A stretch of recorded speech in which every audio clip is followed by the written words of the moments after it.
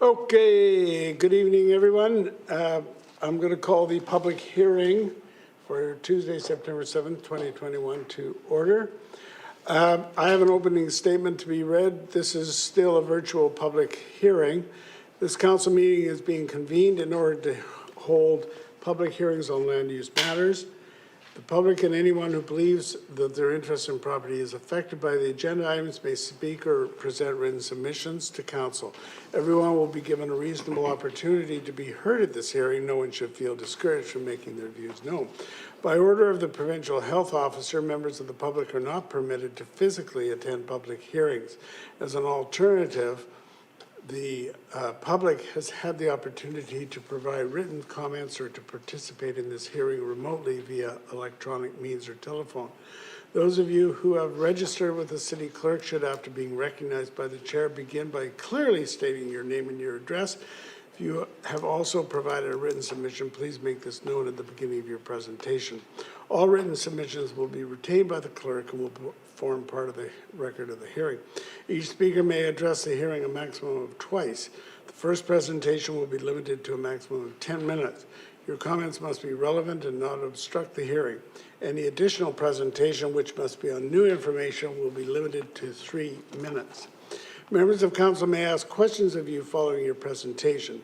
However, the function of council members during a public hearing is to listen to the views of the public, not to debate the merits of the matters with citizens. Any debate by members of council will occur at the subsequent vote. The order of proceedings for each item will normally be as follows. First of all, the city clerk will briefly describe the matter under consideration. Secondly, the applicant or their agent will be invited to make a brief presentation up to 10 minutes. Thirdly, the city clerk will identify any written submissions received.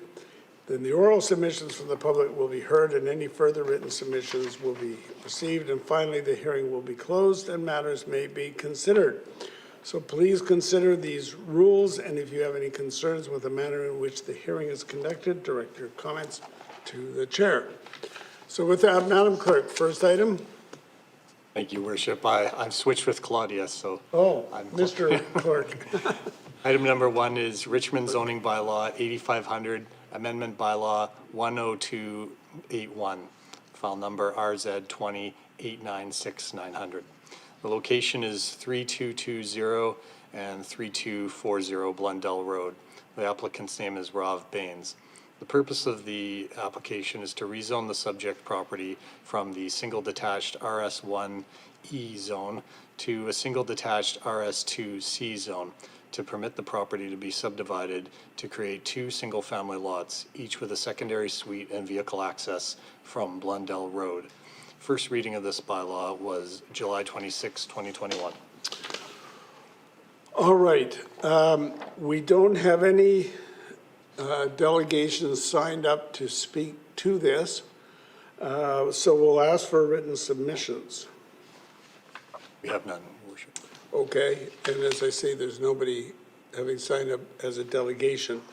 So, with that, Move second and third. move second and third. Any discussion on that? All those in favor? Any opposed? That is carried. Next item, Mr. Clerk. Item number 2 is Richmond Zoning Bylaw 8500, Amendment Bylaw 10282, file RZ 2910360. The location of this application is 10726 and 10728 River Drive. The applicant is Madan Ahir, Kalihinder Ahir, Khalil Ahir, and Harbakas Ahir. The purpose of this application is to rezone the subject property from the 2-unit dwellings RD1 zone to a single detached RS2B zone to permit the property to be subdivided to create 2 single-family lots. And first reading of this bylaw was July 26, 2021. All right, the first the delegation, which is listed here, is Anita Ahir. Ms. Ahir, could we let her, is she in the room? Okay. I am in already. Okay, are you one of the applicants? No, I'm not. Oh, okay, well then we'll come back to you in a minute. So there's nobody here from the applicant. Any written submissions? Well, I'm on behalf of them. I'm on behalf of the applicant, but I'm not the actual owners. So you're the agent of the applicant? Yeah, yes. Okay, well, then I'll ask you, do you want to make a submission or simply be ready to answer any questions that should arise? Just to answer any questions that would arise. Okay, we'll see how it goes and may come back to you. Any written submissions, Mr. Clerk? No, Your Worship. Okay, and there's no other submissions from the floor. So someone want to move second and third? Second and third. Moved and seconded. Councillor Wolf. Hi, thanks, Your Worship. I'd like to just quick question to staff. It does mention in the conclusion of the report here that this is consistent with the OCP. But my question is, being very familiar with this area, to the north of River Drive, was that, as it's being built and people are now living in the new developments there, was that set to be the way it is? I guess my question is, the last time the OCP was reviewed, was one side of the road meant to be what we see today and the other side what we see in this application? Through your worship to Councillor Wolf, I believe what you are referring to is the development on the north side of the property, which is not the subject of the application under debate today or for discussion today. The application to the north was considered on its own merits under a rezoning and OCP amendment. The OCP, as it applies to this site today, is as written today. Okay, then yeah, I'm just confusing a bit when you're driving by it. That one side that's been built is extremely large and tall and blocks all the views and it brings a lot of density to the area.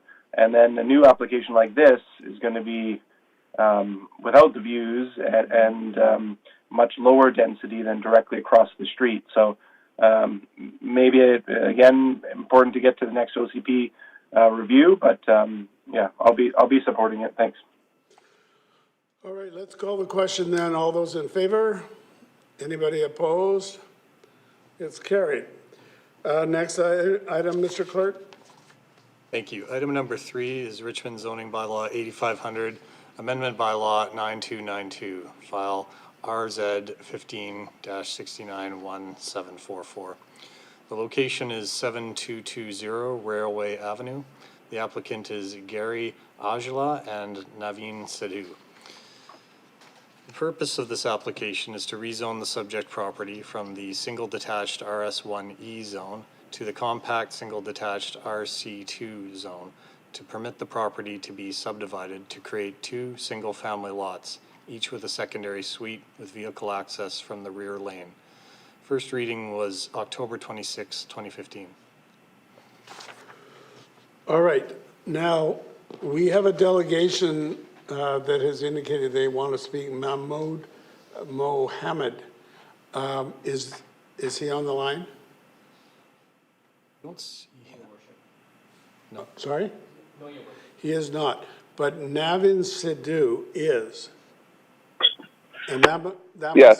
must, The applicant. yes, right, this is the applicant.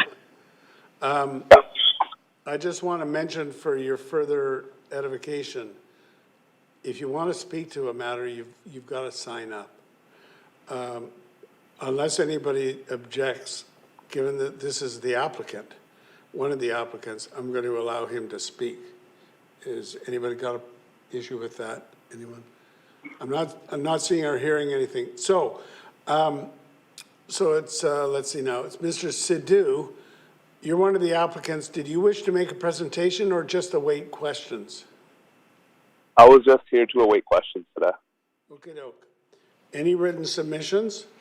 Yes, we have one written submission from Abdullah Yassel, who is a tenant of the planned demolition house on 7220 Railway Avenue, raising concerns about the application. All right. Now,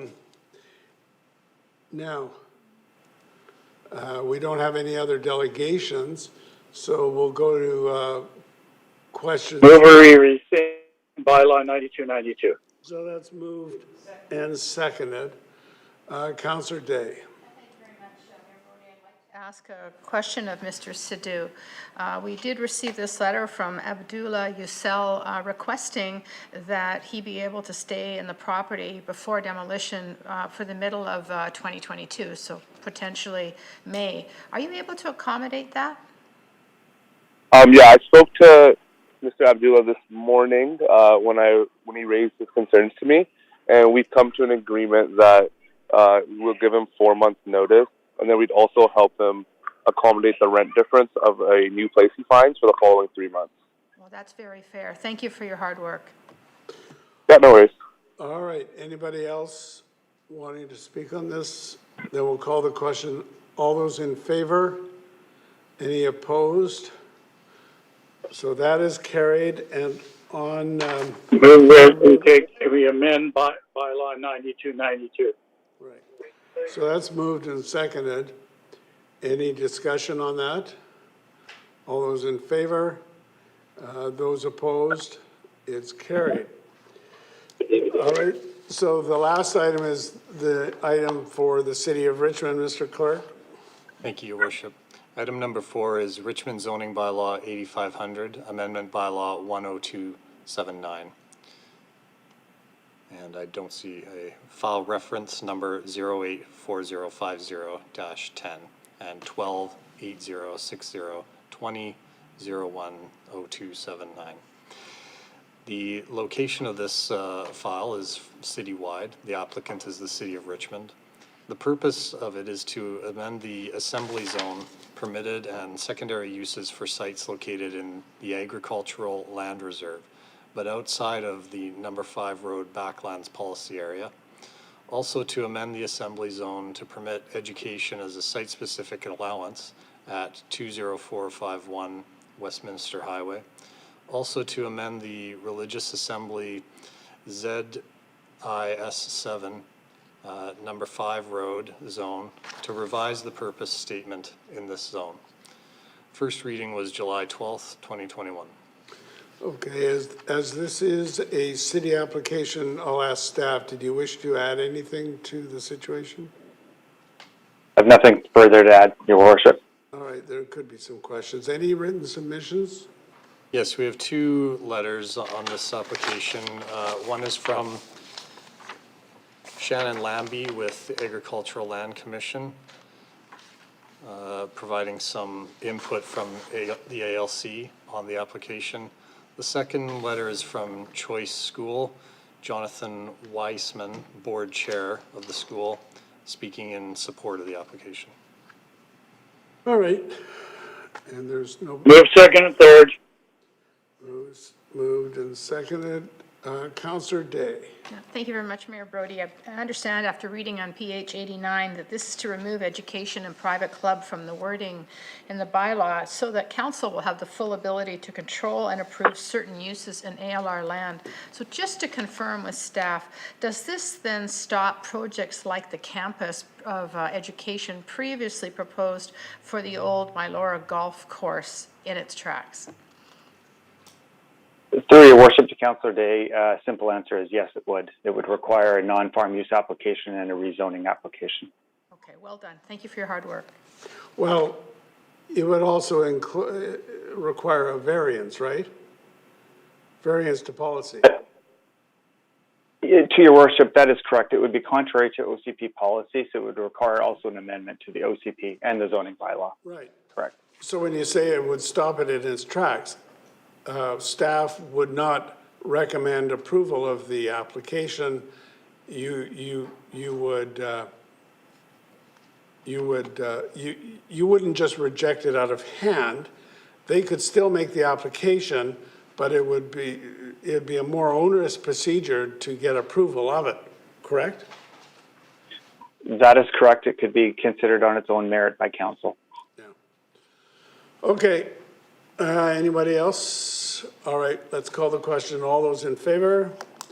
Aye. Anybody opposed? Okay, and on Move adoption. Moved and seconded. Any further discussion? All those in favor? Any opposed? That's carried. Someone move adjournment? Move adjournment. We're adjourned. Thank you.